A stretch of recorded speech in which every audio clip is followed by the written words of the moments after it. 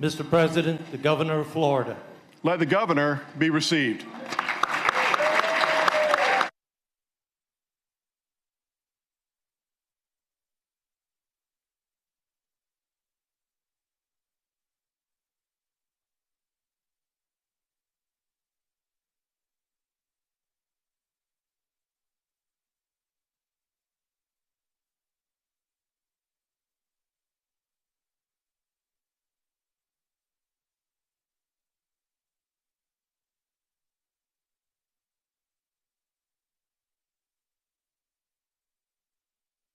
Members of the legislature, ladies and gentlemen, it is my privilege and honor to introduce to you the Governor of the state of Florida, Ron DeSantis.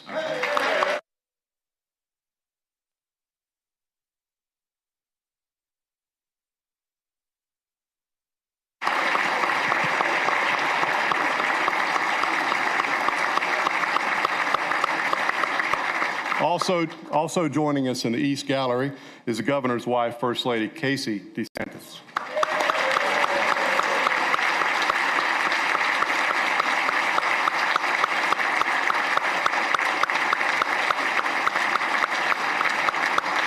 Thank you. Members, family, friends, and guests, the Governor of the state of Florida. Okay. Well, thank you so much. Thank you, Mr. Speaker, Mr. President, members of the Cabinet and the legislature, and fellow citizens. Florida leads. We lead with purpose and conviction. We lead with determination and strength. We lead with faith, and we lead with hope. Anyone can hold the helm while the sea is calm. Leadership matters when it's hard. Florida is the leader among states because we lean into challenges, tackle the big issues, and deliver results for the people that we serve. Now, in these endeavors, we're mindful of the adage from an American philosopher, quote, "If you don't know where you're going, you might wind up someplace else." Now, Yogi Berra was right to articulate, as only he could, the need for clear direction. We are guided in our efforts by a strong commitment to the principles on which our country was founded and that have endured for centuries, that our rights come from God, not from government, that constitutional limitations on government's power are essential to preserve liberty, that ours is a government of laws, not a government of men, and that government derives its power from the consent of we the people. The sturdy foundation of American principles is the guide that the free state of Florida must never abandon. We have stood in the breach and protected our people from noxious ideologies and trendy but empty social fads. We chose freedom over fear. We chose education over indoctrination. We have chosen law and order over rioting and disorder. We are proud of our state's accomplishments while we recognize the work that lies ahead. Our rudder is set.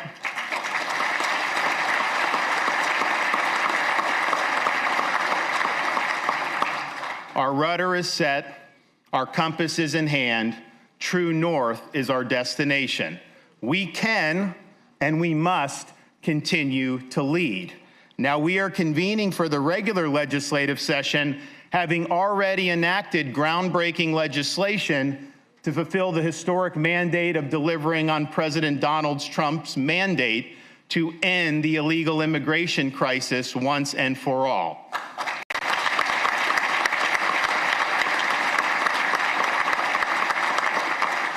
No state has done more, and no state did it sooner than we did in the free state of Florida.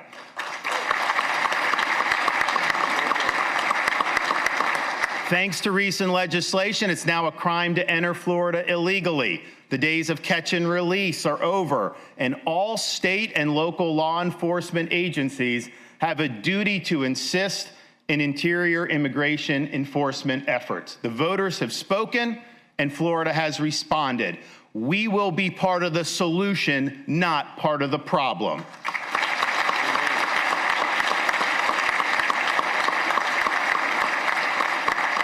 Now, joining us today are two great leaders in this effort, our newly minted immigration czar, Larry Keefe, and Brevard County Sheriff Wayne Ivey. Please wave to us. There's Wayne. There he is.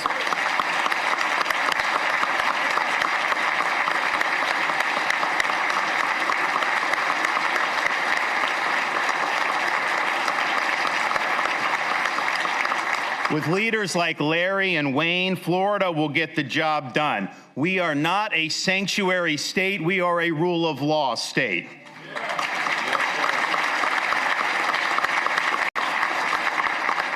Now, Florida has also led the way in creating a strong economic environment. For the past 2 years, Florida's economy has ranked #1 in these United States. We rank #1 in entrepreneurship, #1 in new business formations, #1 in GDP growth amongst large states, and we have an unemployment rate that has been lower than the national average for more than 50 consecutive months straight.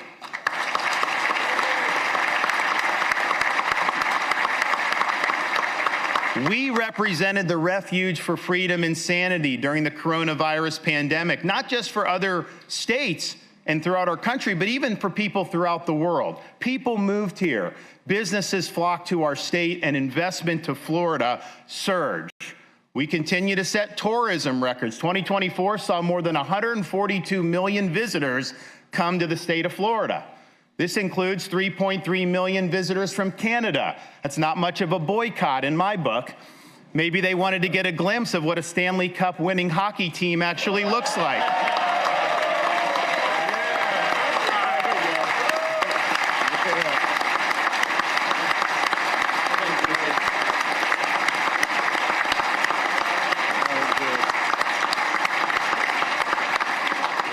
Now, the legislature in recent years has enacted historic reforms that have improved economic conditions and has addressed very difficult issues like insurance. Because of these reforms, automobile insurance rates are scheduled to come down this year, between 6 and 10.5% average reductions amongst the 3 largest companies, even as rates continue to skyrocket nationwide. And our homeowners insurance market is seeing stability. 11 new companies have entered the market over the past year. 130,000 new private policies were put into effect in 2024. And last year, believe it or not, S&P Global rated Florida as having the lowest increases amongst all 50 states. We were also recently able to announce that in 2025, 73% of Citizens property insurance homeowners in Miami-Dade County are scheduled to receive a decrease on average of 6.3%. Now, the fact is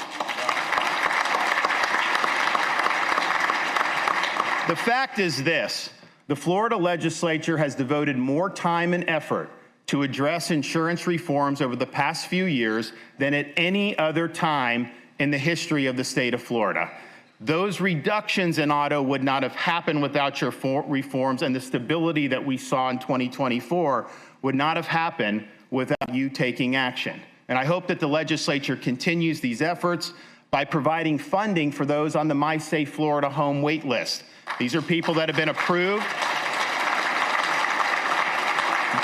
These are folks that have already been approved. These grants have helped tens of thousands of Floridians harden their home, which has also in many instances led to rate relief. The program is a testament to the legislature's commitment to helping our homeowners. It has made a difference, and it can do so again.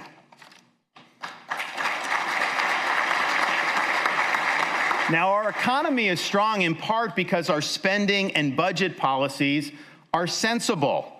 We are actually spending less money in the current fiscal year than we did in the previous fiscal year. Where else in this country have they actually reduced spending? We have the lowest number of state government workers per capita amongst all 50 states. Over the past 6 years, we have more than tripled our state's rainy day fund. We just recently celebrated our 180th birthday as a state, and I'm happy to say just since 2019, if you take all the debt that's been accumulated over that period of time, we've paid off 41% of it in the last 6 years.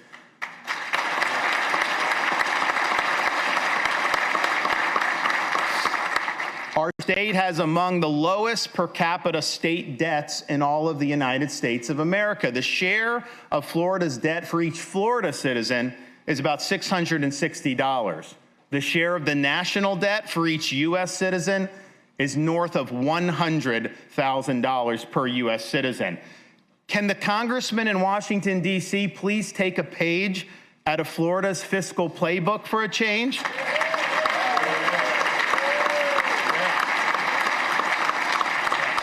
Now, Florida is a free state in part because we are a low-tax state. We have one of the top 5 tax environments in the nation, famously have no income tax, and we've enacted billions of dollars in tax relief over the past 6 years. We must continue to be a friend to the taxpayer. Now, in addition to our traditional tax holidays, I'm proposing we add holidays for marine fuel to help our boaters and anglers enjoy Florida's waters, as well as a Second Amendment summer for the purchases of firearms, ammo, and accoutrements. I know a lot of people in the state will appreciate that. Florida remains the only state in America to tax business rent. And while we've reduced the rate of the tax, it is time to eliminate it altogether.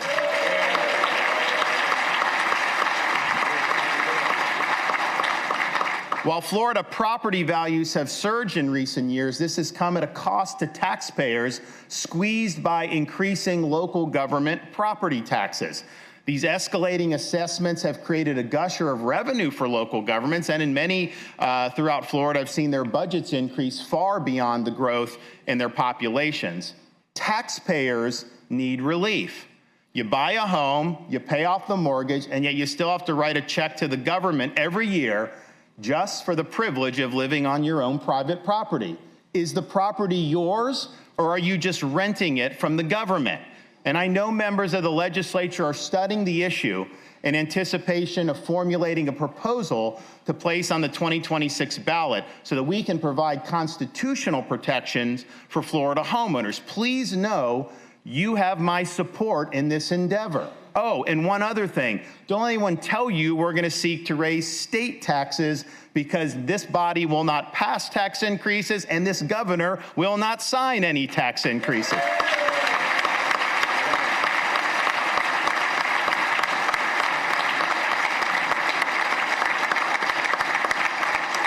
Florida is also led on the issue of education. We've been ranked #1 in America for the past 2 years. We are the top state in America for school choice, and our school choice program has changed lives.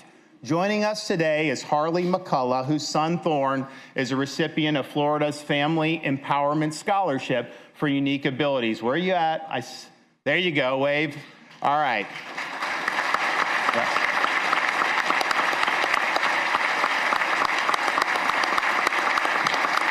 Now, her son Thorne attends the Jacksonville School for Autism simply because of the scholarship that has been enacted in the state of Florida. He can now pursue an education that fits his unique needs instead of being forced into a one-size-fits-all approach. And stories like Thorne are legion up and down the state of Florida. Our universal school choice program works. Families and students have benefited, and the academic bar has been raised throughout the state. It's a great testament to the members of the Florida legislature that we were the first state to enact such an ambitious and far-reaching choice program.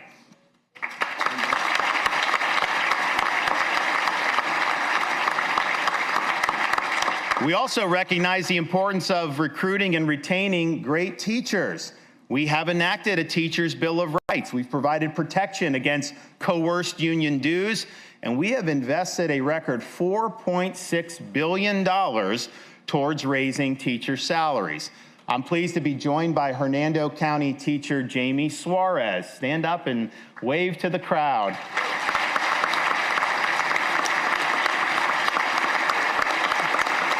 Jamie is the Florida Teacher of the Year for 2024. And as Teacher of the Year, she earned it by being a high-impact teacher. She's the grade team leader and mentor, and she serves as the district's textbook selection on the district's textbook selection committee. So I want to thank Jamie for making a difference, and I want to thank so many of our teachers who have made a difference in the lives of their students. And because of that, I'm again recommending an increase in money that's dedicated to increasing teacher salaries, as well as a continuation of the civics bonus program that gives a $3,000 bonus to all teachers that complete our Civic Seal of Excellence training course. Now,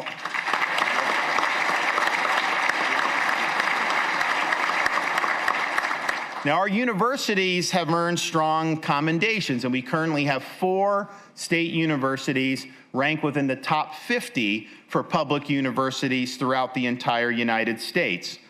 Universities must be dedicated to the pursuit of truth, the promotion of academic rigor and integrity, and the preparation of students to be citizens of this republic. We led the way in Florida by being the first state to eliminate DEI from our higher education system. We continue to lead the way by holding the line on tuition. We have not allowed a tuition increase since I've become governor, and Florida has the lowest in-state tuition in the entire United States of America. Families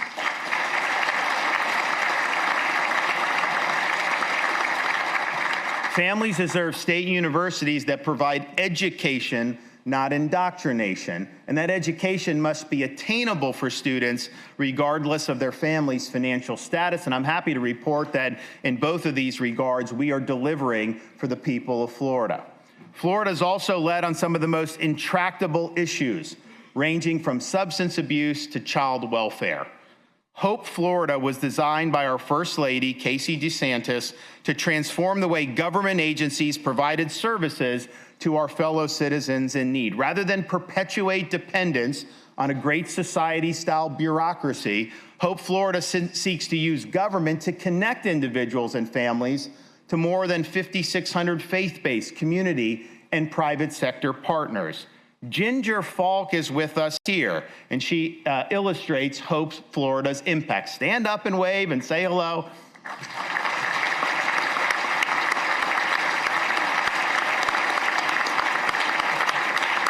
Now, Ginger was struggling to make ends meet, and her goal of becoming a physical therapist seemed like an elusive dream.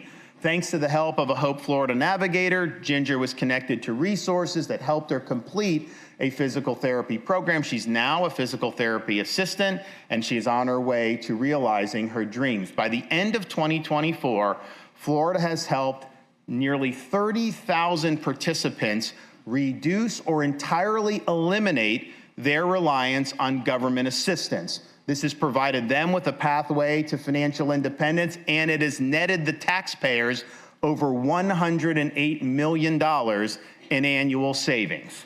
In the aftermath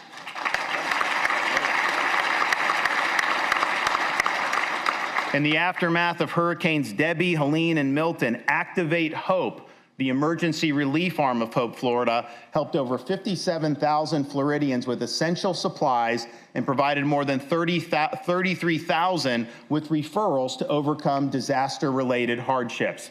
The Hope Florida model is now being replicated by other states around the country. Thank you to my wife, Casey, for her leadership and her ingenuity. Great job.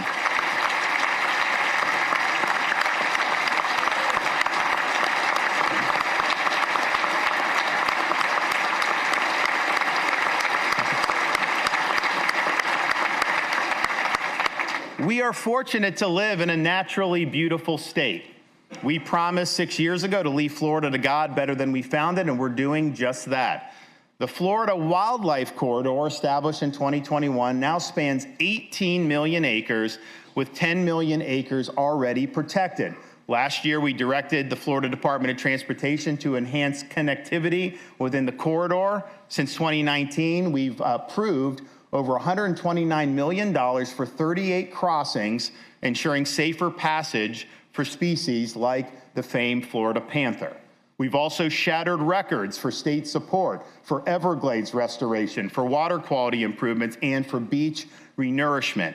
While our efforts have been strong, the federal government has lagged in its responsibilities regarding Everglades restoration. But I'm happy to report that the Trump administration is receptive to block granting money to us so that we can complete these needed projects like the EAA reservoir ourselves.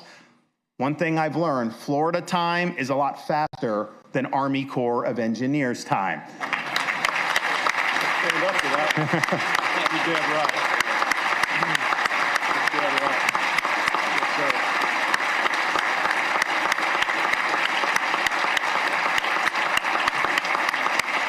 Everglades restoration is the largest environmental restoration project in the entire country and one of the largest in the entire world.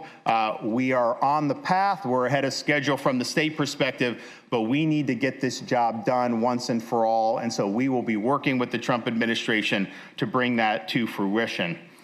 Now, our Florida paradise was interrupted by a series of hurricanes over the past year.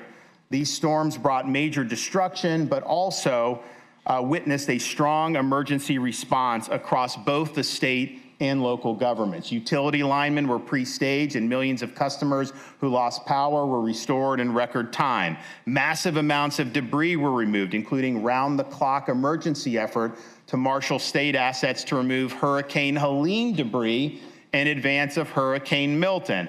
We even had to break open a couple padlocks to be able to get that done. The search and rescue effort was momentous. This includes the rescue of a dog that had been cruelly abandoned on the side of I-75 in advance of Hurricane Milton. Florida Highway Patrol Trooper Orlando Morales rescued the dog as water was rising to the dog's neck. The dog has been renamed Trooper and is now in a safe and loving home. Trooper Morales, stand up because we would like to thank you for rescuing that great dog.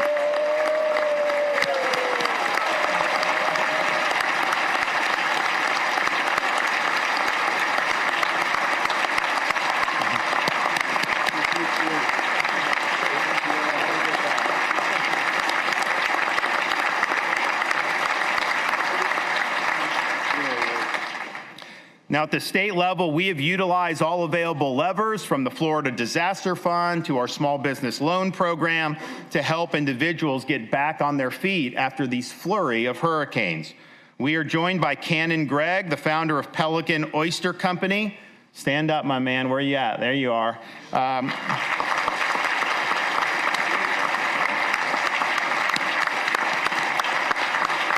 Now, his farm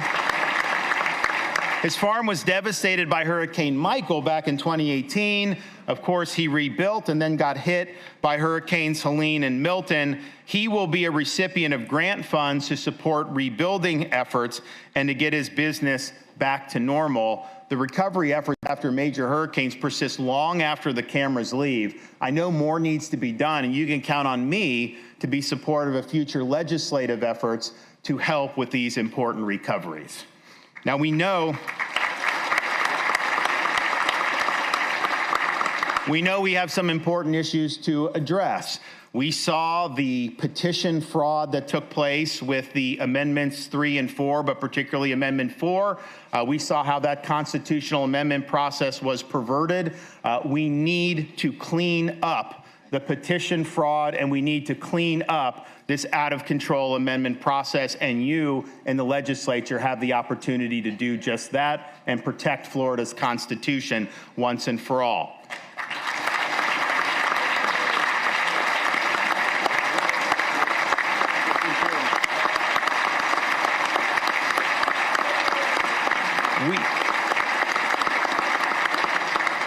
We've also had many discussions about condominium reform, and I know there was efforts to be made after the tragedy at Surfside in 2021. Those were all very well-intentioned efforts, and I think probably have done a lot of good, but in some instances, it's putting people in a very difficult financial pickle. I've been sounding this drum for many months. I have every bit of confidence that the legislature is going to fully address the needs of our Florida condo owners. We do not want to see anybody forced out of their condominium because of legislation. So let's get the job done for them.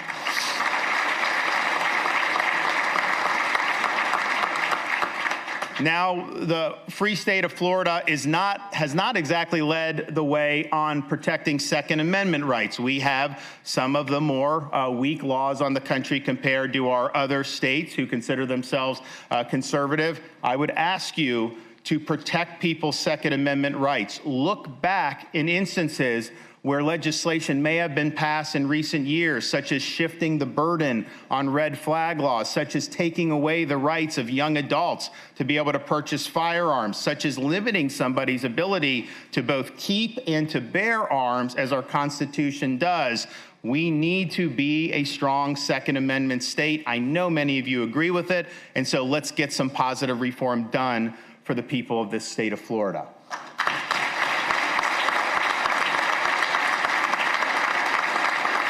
Now, before I conclude, I'd be remiss if I didn't remind everybody of some of the accomplishments that together we have achieved over these past 6 years. We banned China from purchasing land in the state of Florida. We enacted a digital Bill of Rights. We protected Floridians against the imposition of a central bank digital currency. We instituted the death penalty for pedophiles.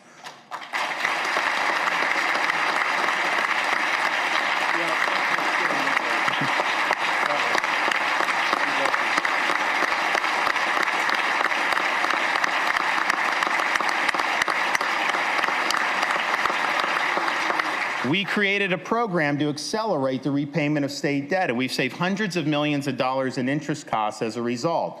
We enacted protections for the sanctity of human life. We codified parental rights in education.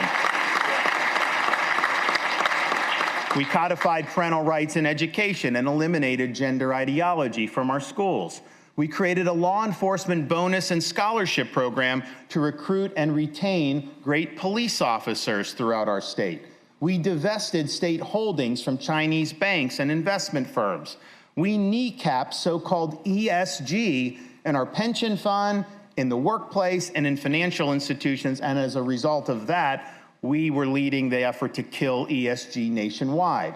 We brought transparency and accountability to pharmaceutical companies to lower drug costs. We initiated the Moving Florida Forward program to accelerate over 20 infrastructure and congestion relief projects across the state. We provided billions of dollars in tax relief, including the permanent elimination of sales tax on all essential baby items. Now, I could go on, but in the interest of time, let's just say that working together, we have amassed a record that is without peer anywhere else in the entire country. And to our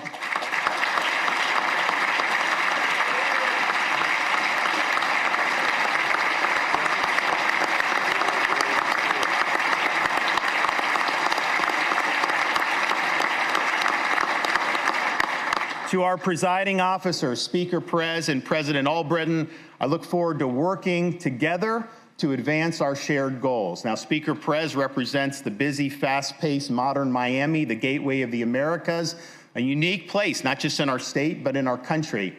President Albritton represents the Florida heartland, sometimes overlooked, not by me, but by some, but that has served as the backbone of our state for generations. While coming from different backgrounds, these leaders have a strong desire to make Florida a better place. I congratulate them on earning the opportunity to lead their respective chambers, and I look forward to the days ahead.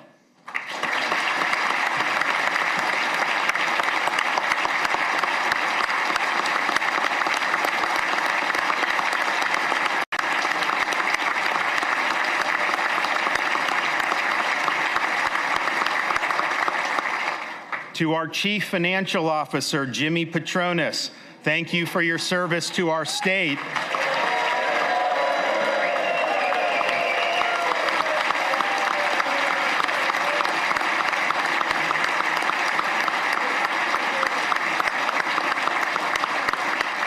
Thank you for your service to our state as you prepare to get called up to the big leagues to serve in the U.S. Congress. My advice is to stay true to the Northwest Florida values that you've lived your life by and don't catch Potomac fever. Oh, and if you can teach them up in Congress to handle the budget like we do down there, then you'll be doing this country a very valuable service.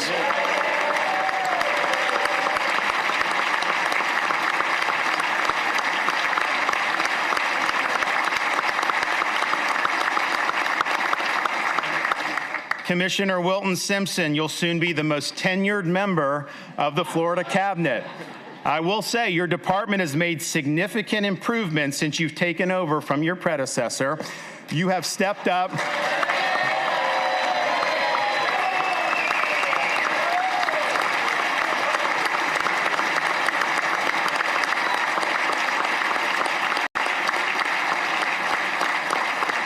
You have stepped up as part of our state's new immigration board to assist in the state's effort to combat illegal immigration. Your department has already done great work, and I thank you for doing that. We have a new Attorney General, James Uthmeyer, who is...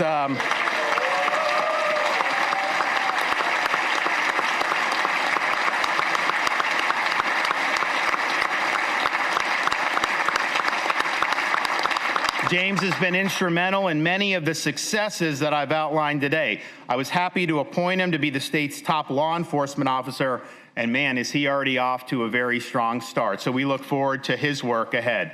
Now, to the members of the legislature, you're entrusted by your constituents to exercise sound judgment on their behalf. You have been more productive than any legislature in America over the past 6 years, and you should be proud of that work, and you should be proud of your willingness to serve. As Theodore Roosevelt famously said, it's not the critic who counts, not the man who points out how the strong man stumbles or where the doer of deeds could have done better. The credit belongs to the man who's actually in the arena, whose face is marred by dust and sweat and blood, who errs, who comes up short again and again because there's no effort without error and shortcoming, but who does actually strive to do the deeds, who knows great enthusiasms, the great devotions, who spends himself in a worthy cause, who at best knows in the end the triumph of high achievement, and who at worst, if he fails, at least fails while doing greatly, so that his place shall never be with those cold and timid souls who know neither victory nor defeat. My friends, we have great opportunities over the next 60 days. The people of Florida are watching. Let's work together to solidify our successes and address the challenges before us. Our voyage is not yet complete, but our goal is to one day say, in the words of Walt Whitman, O Captain, our fearful trip is done. The ship has weathered every rack. The prize we sought is won. Good luck, and God bless you all. Thank you. Thank you. Thank you.